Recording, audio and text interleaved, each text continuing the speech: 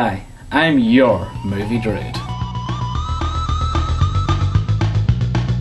And welcome to my SIWI review for Avatar. It's been 12 years since James Cameron made a movie, and 18 years since he made a good one.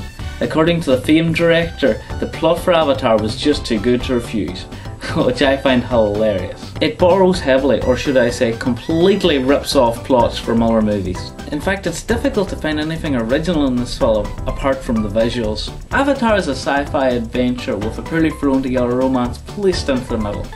The plot revolves around a disabled generic human trying to get the use of his legs back. To do so, he must infiltrate a native species of giant smurfs from the planet Pandora. That's a bit of a leap of faith, but I think most people can still dig it. Smurf, yeah! Why do they want to infiltrate the giant smurfs?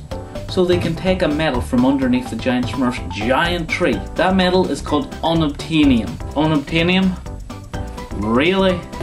You couldn't have just made up a name, you had to give it a stupid name like unobtainium. Immersion out the fucking window. How am I supposed to take this movie seriously when it does really daft shit like that? Now I know it might annoy most people, but that's actually a joke among scientists. To call a metal that's valuable but they don't know what it is, they call it unobtainium. Aside from Sigourney Weaver and Princess Neytiri, the acting is bad and the casting is really bad. The best and the worst is Colonel Miles Quaritch. Now, he's the best because he's the most interesting character and he's the funniest character, and he's the worst for exactly nearly the same reason. He does not belong in a sci-fi adventure. He's a comic character, he's funny, he just seems completely out of place and completely unrealistic. He's basically Chip Hazard from Small Soldiers, and if you haven't watched that movie, watch it and you will see it is exactly the same character. He stopped short of saying I love the smell of napalm in the morning. Terrible accent. He's just really out of place in this film. But this movie has taught me a few things. We should try and protect the environment. Capitalism creates greed. Racism is wrong. Really? I mean, really? You think your audience don't already know this?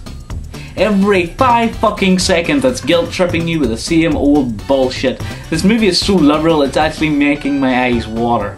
And I love liberals, but I actually feel like I'm having Al Gore's head rammed up my ass. My main issue with this film is that it's supposed to be a serious sci-fi, so you're supposed to be able to immerse yourself into the universe. But this immersion is constantly broken because of the stupid mistakes made by Cameron and his crew. I mean, I've only mentioned 2 immersion breaking things for me, but there are a lot more. The hair USB port, the fact that the ground lights up when people walk on it, that just made me think of the Michael Jackson video. There's so many little issues I have with it. The hills, what's with the big floating hills?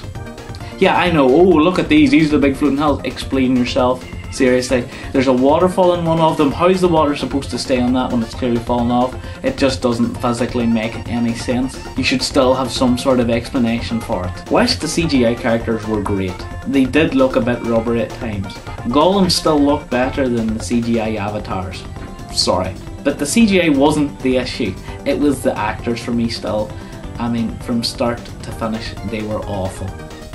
Especially the main character. Should I watch it? No. This movie is overrated crap, just like the Titanic.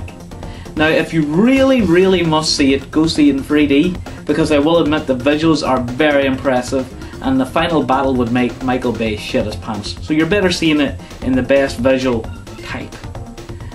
Otherwise, if you want a movie with a decent storyline and decent acting, this is not the film for you, it's piss. Smurf-tacular.